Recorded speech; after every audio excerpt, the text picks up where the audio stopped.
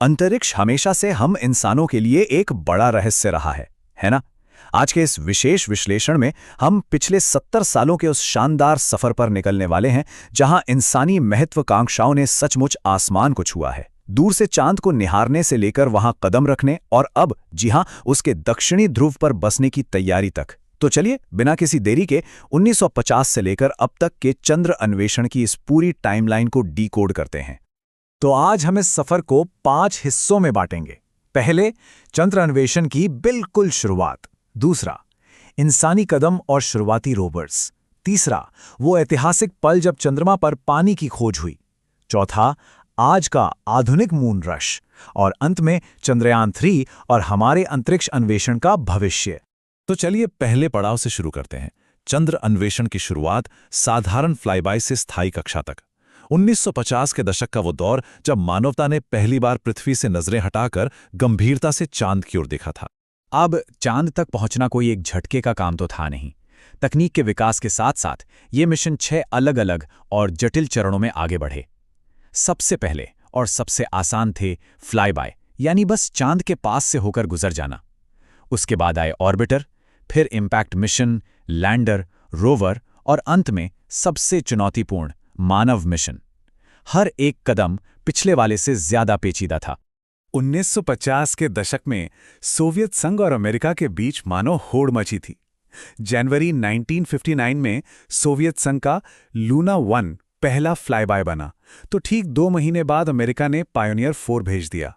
लेकिन असली मजा आया अक्टूबर 1959 में, जब लूना 3 ने पहली बार चांद के उस हिस्से की तस्वीर ली जिसे हम धरती से कभी नहीं देख पाते, उसका डार्क साइड।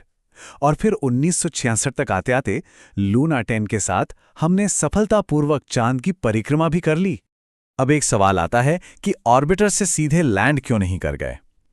इसके बीच एक बहुत ही जरूरी कड़ी थी, इम्पैक्ट मिशन। इसमें अंतरिक्ष यान को जानबूझकर चांद पर क्रैश कराया जाता था। बिल्कुल सही सुना, जानबूझकर। ऐसा इसलिए क्योंकि सतह से टकराने से ठीक पहले के जो चंद सेकंड होते हैं, उनमें जो बारीक डेटा मिलता है वो सुरक्षित लैंडिंग का रास्ता तैयार करने के लिए बहुत महत्वपूर्ण होता है। और इसी के साथ हम आते हैं दूसरे हिस्से पर, पदचिन्ह और शुरुआती रोवर, चंद्र सतह पर विजय। अब तक हम ऊपर घूम रहे थे, लेकिन सतह को छूना एक अलग ही स्तर की चुनौती थी। चांद की सतह पर सॉफ्ट लैंडिंग करना, यानी बिना क्रैश हुए उतरना, ओह, ये बिल्कुल आसान नहीं था। क्या आपको अंदाजा है कि पहली सुरक्षित लैंडिंग से पहले अमेरिका और सोवियत संघ जैसी ताकतों को कितनी बार नाकामी मिली? पूरे 15 बार। जी हां, 15 विफलताओं के बाद जाकर कामयाबी मिली। विज्ञान में सफलता का रास्ता सचमुच हार से होकर ही गुजरता है। लेकिन एक बार जब पहली कामयाबी मिली तो तरक्की की रफ्तार देखने लायक थी। 1966 में लूना 9 ने पहली सॉफ्ट लैंडिंग की। सिर्फ 3 साल बाद 1969 में अपोलो 11 के जरिए इंसान ने चांद पर कदम रख दिया। 1970 में पहला रोवर सतह पर घूमने लगा।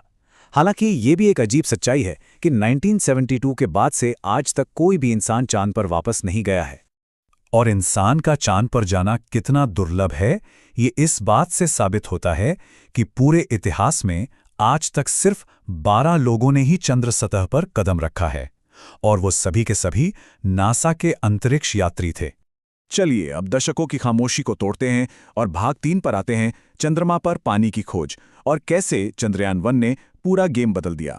साल 2008 में भारत के इस मिशन ने पूरी दुनिया का ध्यान फिर से चांद की तरफ खींच लिया। भारत के चंद्रयान 1 मिशन ने सचमुच इतिहास के पन्ने पलट दिए। इसका जो मून इम्पैक्ट प्रोब था वो दक्षिणी ध्रुव के पास जवाहर पॉइंट पर क्रैश हुआ। गिरते समय इसके चांद उपकरण ने पानी के संकेत पकड़े, और जब क्रैश से चांद की धूल उड़ी तो ऊपर ऑर्बिट में घूम रहे नासा के M3 उपकरण ने उसे एनालाइज किया। भारत के इम्पैक्ट प्रोब और नासा के ऑर्बिटर की इस शानदार जुगलबंदी ने पहली बार पक्के तौर पर साबित कर दिया कि चांद के दक्षिणी ध्रुव पर पानी मौजूद है। अब आप सोचेंगे, पानी की इस खोज ने इतना तहलका क्यों मचाया? आसान सी बात है। भविष्य में अगर इंसानों को अंतरिक्ष में बसना है या वहां सरवाइव करना है तो पानी सबसे बुनियादी जरूरत है।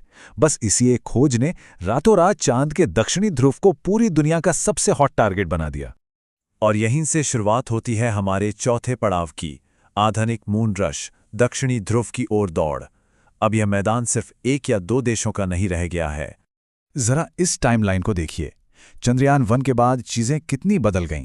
2019 में चीन और इजराइल मैदान में उतरे, फिर मार्च 2022 में लग्जमबर्ग और दिसंबर 2022 में यूएई ने भी अपने कदम बढ़ाए। संसाधनों से भरे इस दक्षिणी ध्रुव पर पहुंचने के लिए एक नए तरह की अंतर्राष्ट्रीय दौड़ शुरू हो चुकी है। लेकिन जैसा कि हम जानते हैं, विज्ञान में सफलता की राह कभी सीधी नहीं होती। 2019 में भारत का चंद्रयान 2 मिशन, जो एक सॉफ्ट लैंडिंग मिशन था, उसे एक बड़ा झटका लगा। जब लैंडर सतह से सिर्फ 2 किलोमीटर दूर था, तब एक सॉफ्टवेयर गड़बड़ी और इंजनों के थ्रस्ट में असंतुलन आ गया। यान अनियंत्रित हुआ और क्रैश हो गया। लेकिन अहम बात यह है कि मिशन पूरी तरह फेल नहीं हुआ। इसका ऑर्बिटर सुरक्षित बच गया और कमाल की बात यह है कि वो आज भी बेहतरीन काम कर रहा है। और विज्ञान की सबसे अच्छी बात यही है कि हम गलतियों से सीखते हैं।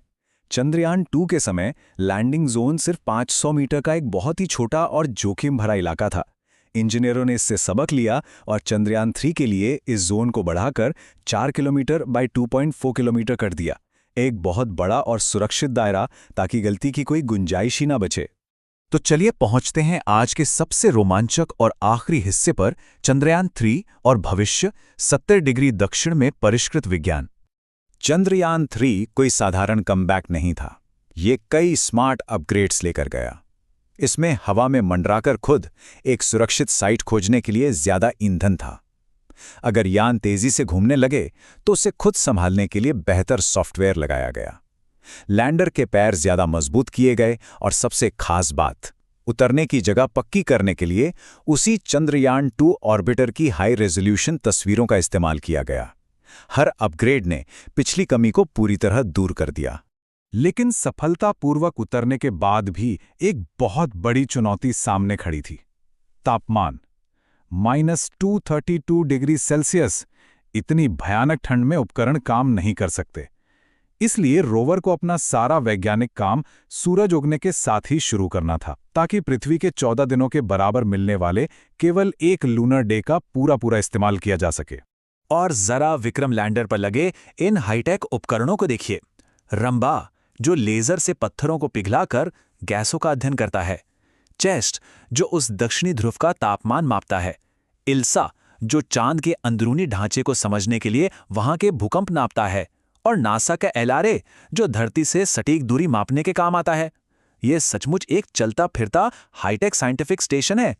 वही अगर 26 किलो के उस छोटे से प्रज्ञान रोवर की बात करें तो उस पर 2 मुख्य उपकरण थे। LIBS, जो चांद की मिट्टी में खनिजों और रसायनों की पड़ताल करता है, और APXS, जो पत्थरों के तत्वों का विश्लेषण करता है। चांद की सतह पर यह अपनी तरह की एक बेहतरीन मोबाइल लैब है। तो इन सभी शानदार अचीवमेंट्स के बाद आगे क्या? अंतरिक्ष की दुनिया अब बहुत तेजी से आगे बढ़ रही है। 2024 के लिए अमेरिका का आर्टेमिस 2 मिशन इंसानों को चांद की परिक्रमा कराने की तैयारी कर रहा है। 2025 में भारत का गगनयान अंतरिक्ष यात्रियों को पहली बार कक्षा में ले जाएगा। और चीन भी बहुत सक्रिय रूप से इंसानों को चांद की सतह पर उतारने की तैयारी में लगा है। 1950 के दशक के उन साधारण फ्लाई-बाय मिशन से लेकर आज दक्षिणी ध्रुव पर पहुंचने तक का ये 70 सालों का सफर सचमुच रोंगटे खड़े कर देने वाला है। अब जब दक्षिणी ध्रुव की बर्फ और वहां की जमीन हमारी पहुंच में है, तो जरा सोचिए, अगले 70 सालों में चांद पर मानव बस्तियों का स्वरूप कैसा होगा? क्या वहां घर बनेंगे? क्या वो भविष्य की डीप स्पेस यात्राओं का ईंधन स्टेशन बनेगा? ये वो सवाल हैं जो हमें भविष्य की अनगिनत संभावनाओं को देखने के लिए प्रेरित करते हैं। विज्ञान के इस अद्भुत सफर से जुड़े रहिए, क्योंकि असली रोमांच तो बस अब शुरू ही हुआ है।